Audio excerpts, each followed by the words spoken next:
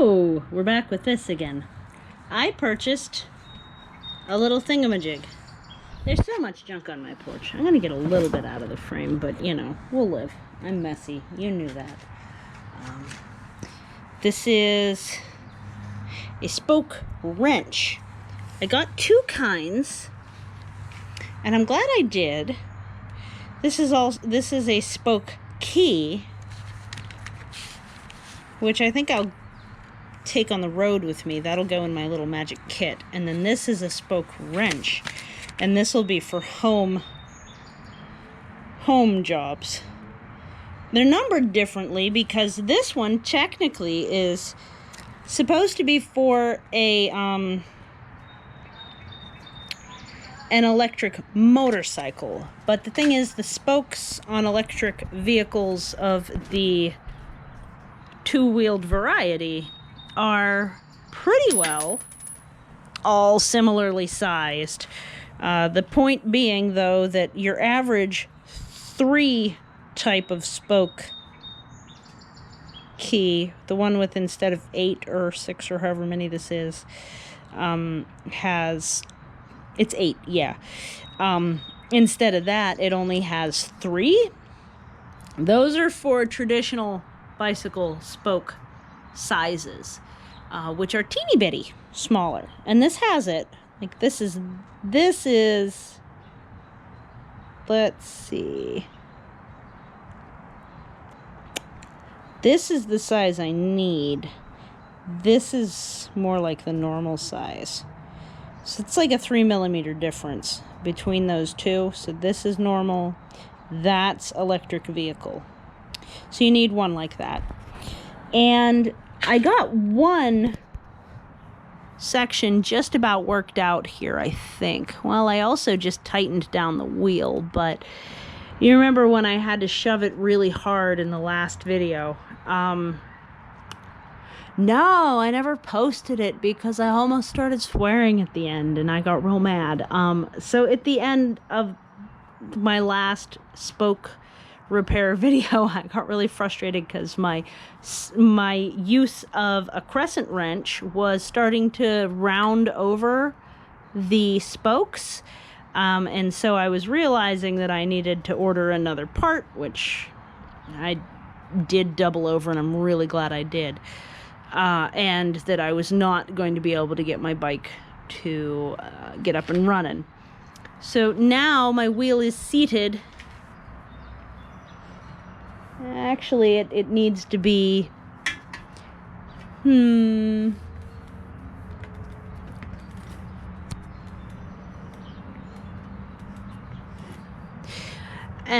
I'm gonna reference you to look at... Oop. There we go. That's a decent distance. Can you see it? Right here. Look at how much the brake is rubbing. And then there's a gap. And it rubs on the other side. And doesn't touch on this side. So that is incorrectly adjusted spokes. I also got this thingamajig, which isn't a full-on bike stand, but it sure is helping. Yeah, so what I'm doing is adjusting it. Size 10 is electric spoke size 5. It's backwards, so righty-loosey, lefty-tighty, because it's righty-tighty from on top. There's this little flathead screwdriver thing that we were looking at recently that's up here. So since this, let's see, this isn't the part of the wheel where it rubs. That's rubbing over there. So we want righty-loosey, haha.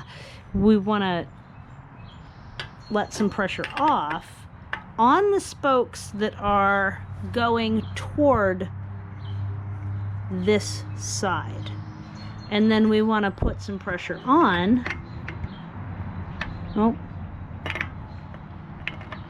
the spokes that are going toward the other side. And then it just becomes a little less bad. you don't do too much in one spot at a time. You just do little bits at a time. So this will be righty loosey. Still hilarious to me that it's so backwards, but let me make sure you're in frame here. And then, oops, you see my oops? And that is that this spoke comes here, so we want this one to tighten up to pull it away from the brake on the side that you're on, and this one's going to be the one that needs to loosen up. And you can see from having to reattach it all these times, oops, see, that's a little bit rounded still. Oh gosh.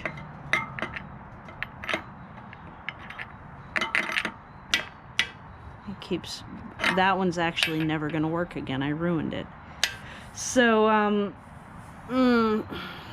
I rounded off the edges with using the wrench, so I really don't recommend doing that.